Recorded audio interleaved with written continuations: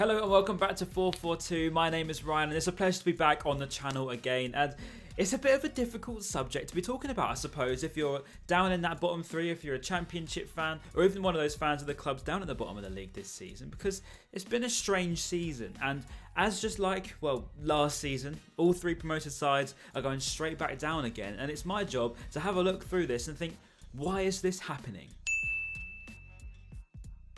Now, I can get exactly why people are outraged about this, because small clubs that are now trying to come up and make a name for themselves in the Premier League, it's become a difficult task. It's no longer quite what it used to be, where the second season syndrome was really the only thing to go about. You know, your home games were going to carry you through, and that's what the traditional 36 points of getting promoted into the Premier League was all about. It's really a strange one, really, when you look at the nature of particularly two of the three clubs that have just come up. Obviously clubs in Southampton and Leicester, very established Premier League sides over the years. Leicester literally winning the Premier League in 2016, FA Cup winners in 2021, regulars in Europe in Champions League and Europa League. Southampton, 9 years in the Premier League, created some absolutely worldy players in Sadio Mane, Gareth Bale, you name it. They've made some unbelievably world-class, fantastic players over the years. So how is it possible that these clubs now are they can't compete, right? It's impossible. As a business, for example, when you look at Leicester and you look at Ipswich, there's a big stark difference in finances.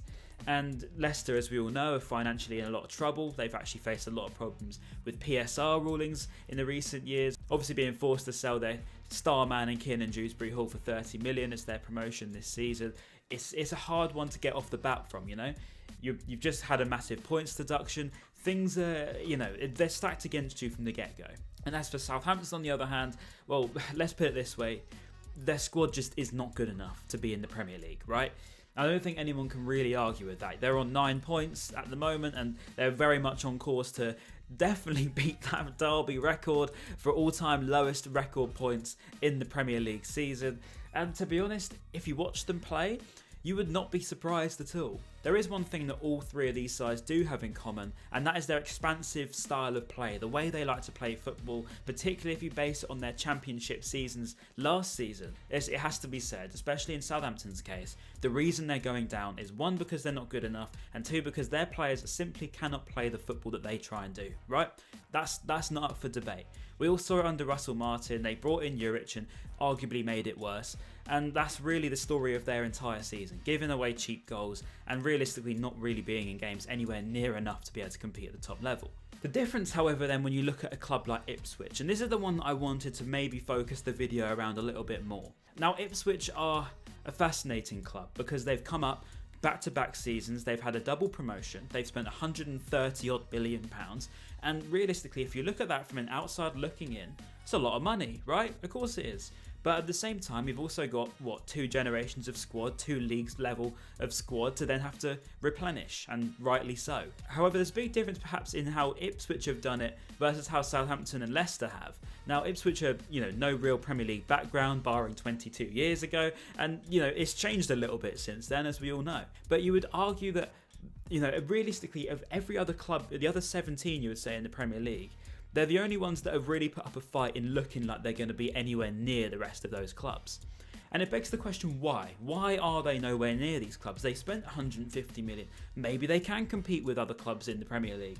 But why is it they're still so far adrift? You got West Ham so close to the relegation zone, but yet realistically nowhere near the relegation zone. Do you get what I'm trying to say? Because clubs now have had a bit of a tendency of almost not wanting to go down, but going down so they get their parachute payments when they come back up, and even if they do it again, that yo-yo cycle works in their favour. See Fulham as a good example, right? These parachute payments pay, what, £30 million per season. It's around 90 million over 3 years. It's a very wealthy amount of money for a club that's just been promoted out of the Championship. And the reason for these parachute payments is that these clubs don't have to have that huge struggle of when they get relegated, so they can make a better squad for when they do. And as you know, fans of Championship clubs, they're not going to be so happy about that, right?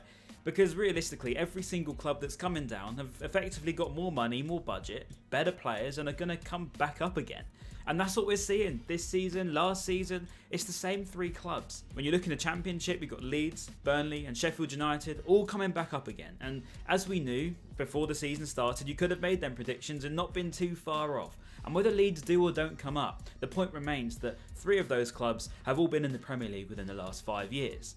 And this is where it gets a little bit political, perhaps, when you look into the EFL and the Premier League. You've almost got this growing gap which you want to be able to replenish, but that gap then gets bigger in the Championship because the rich clubs at the top seem to just keep coming back up because they've got an overpowered squad in comparison to the rest of it. In the other side of the fence, in the Premier League, where even if they do come back up, they don't have the negotiation pulling power, they can't then go and convince teams to realistically bring in players much better than Championship level because, you know, if you're a player, why are you going to want to go to a newly promoted side these days?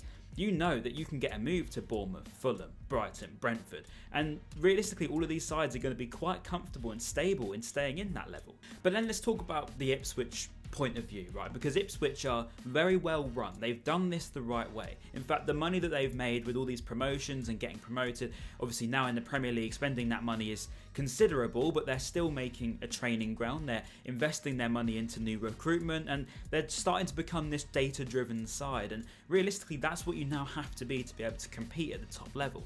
Because if you don't necessarily have the finances to compete, you've maybe got to do it in a more obscure, a different way, a genius way perhaps. And that's where you've got clubs, particularly like Brentford, for example, who are a side that realistically are not much bigger than what they were when they were in League One, League Two. And when you're Ipswich, for example, when you're only playing in League One 2 years ago, you know, that pulling power is not quite there. So you have to try and find a different way, a different measure to bring in these players. And 𝗕𝗫𝗓𝗏's been a really nice example of that. Okay, he's been more established at a bigger club, but your recruitment is strong enough to bring in a player as reputable as he is. However, it's still not just quite enough to be able to compete with the rest of the league, and that gap is only getting bigger. And to be honest, to the credit of, because I know people will mention them, Nottingham Forest are a great example of a squad that has recently come up, but then let's not forget how much money they've spent. They've effectively bought 30, 40 signings through the door, spending a lot of money with a considerable business owner that, as we all knew when they first came up, is a very wealthy guy. And if they were to ever stay up for a year or two, it was inevitable that they were going to be able to compete not just for Champions League, but in and around that top 10, let's call it. And that's the difference now. It's the money that these clubs have, and if they don't necessarily have the money, they need a genius. And if you don't have that, what do you have? And that's perhaps what Ipswich may have to go through. Because if you look at next season, you might think, well, okay, they're going to go down, right? It's not controversial to say anymore. They are going to go down. And realistically, you'd probably put a good amount of money on thinking they're going to come up. And that's because they've got, they're going to get this parachute payment. They've already got a good squad. They've got a fantastic manager in 𝗘𝗫𝗧𝗏. As we all know, if they can keep hold of him, he's managed to adapt his squad this season. Not been afraid to even chop and change his goalkeeper, by the way. I mean, he's a very, very talented young manager. And if they're coming up and down and building that kitty up for more and more money, you could see them in the next 5 years competing in that European spot, hopefully, for their sake anyway. And, when you've got Burnley competing at the top end of the Championship now and dominating it, really, you start to think, okay, something needs to change, something needs to happen. Clubs can't keep having their players poached, because even if you are a newly promoted Championship club, you're not going to then be able to just go and buy players from the Championship, because players in the Championship, top-end players from the Championship, know that they can get moves to a European side or a team that's going to be chasing Europe, and it's the levels now.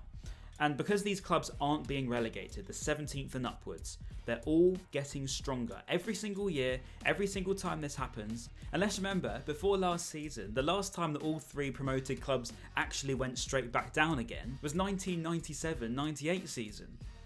What? Something needs to change. This can't go on. You can't just have the bottom 17, 18th being separated by 15 points when you've only got, 6 games left of the season. It's crazy. We all knew who was being relegated before the season even started. And when I talk about geniuses, right, you're probably thinking, but Ryan, what do you mean by geniuses? You've got the Kevin De Bruynes, you've got the Pep Guardiolas of the world, But then you've also got genius owners. And these genius clubs, I would call probably Brentford is a very, very good example of that. Matthew Benham is an absolute genius when it comes to football probabilities, and he likes to balance probability based on, well, everything he does at Brentford. And when you look at Brentford's spend and wage bill over the years, they're completely punching above their weight. When Brentford first got promoted, no one truly knew what to expect. Maybe they thought, okay, give them a year, give them 2 years, and then they'll get relegated again. You know, they'll just be another flash in the pan. But I think that Benham has done a remarkable job in making sure that that hasn't happened.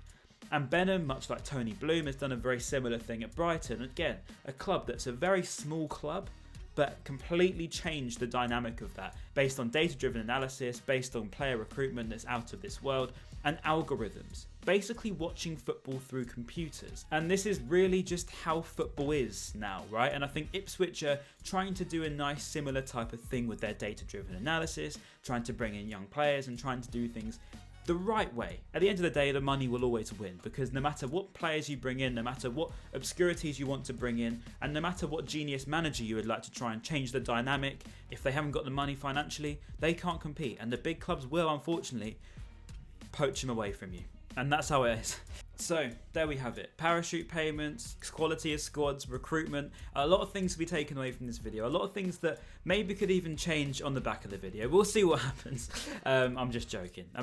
You never know, right? 442 has some pulling power these days. Make sure you all subscribe. Make sure you leave a like as well. It'd be really appreciated, of course. My name has been Ryan. It's a pleasure to be back on the 442 channel again, as always. And I'll see you all hopefully very, very soon. And goodbye. Thank you.